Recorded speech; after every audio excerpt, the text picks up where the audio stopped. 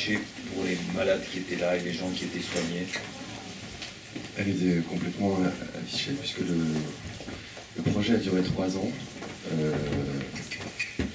Qui s'est constitué donc de plusieurs allers-retours à Dakar avec des trajets quotidiens à Tiaroy, qui est à 7 km de Dakar.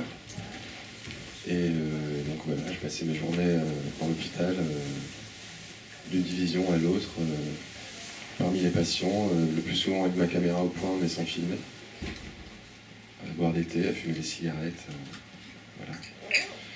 Et vous avez eu l'impression parfois que les patients vous parlaient à travers l'objectif de la caméra ou voulaient faire passer quelque chose d'une image d'eux? Alors, ce que j'ai essayé de saisir, je crois, c'est l'endroit où chacun joue son rôle. En fait, dans cette histoire, c'est comment il est demandé au patient, dès lors qu'il est interné, de se reconnaître comme malade, ou pas d'ailleurs. Et ce qu'on voit souvent dans tous les hôpitaux psychiatriques du monde, je suppose, on voit le patient et les psychiatres en fait s'identifier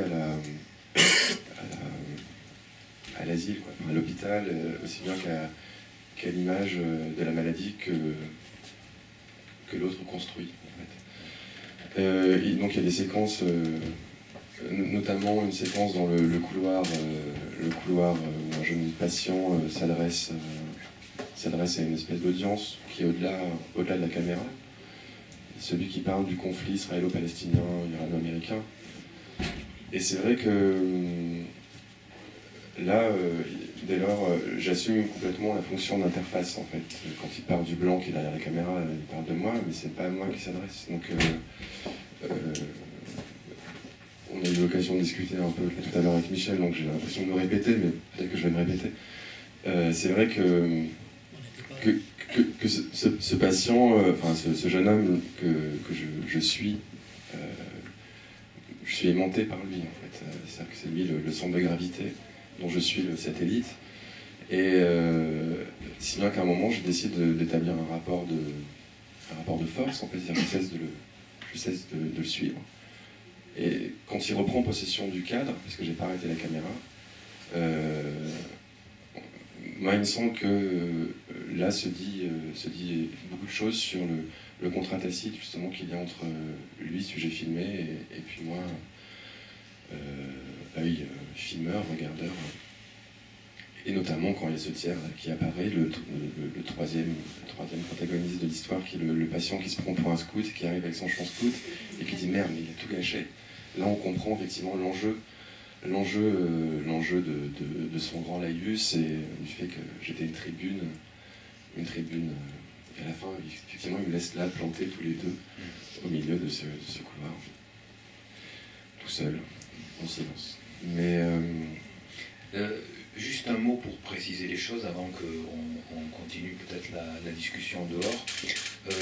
Il n'y a pas que des gens qui sont internés, il y a aussi une cinéaste, un plasticien, etc.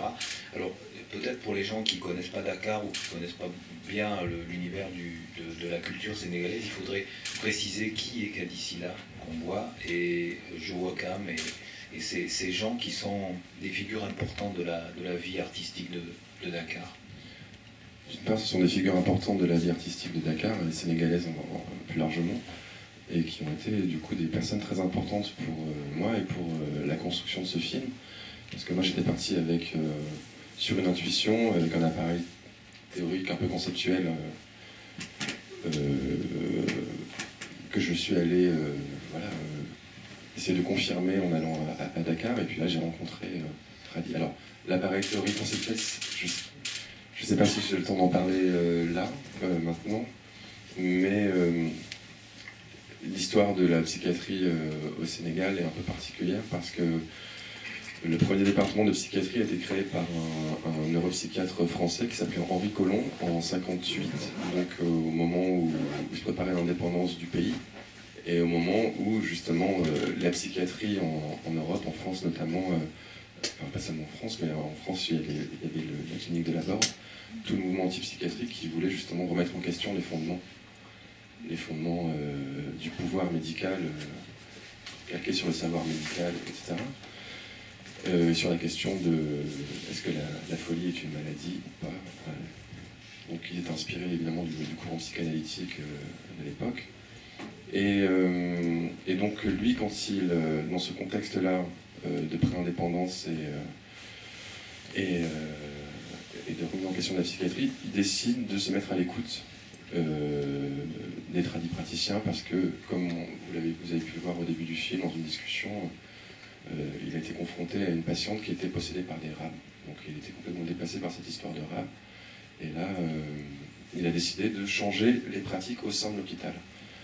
Notamment en décidant qu'il y aurait un lit pour un accompagnant, c'est-à-dire un membre de la famille qui permettrait de faire un lien entre l'intérieur de l'institution et la famille et la société.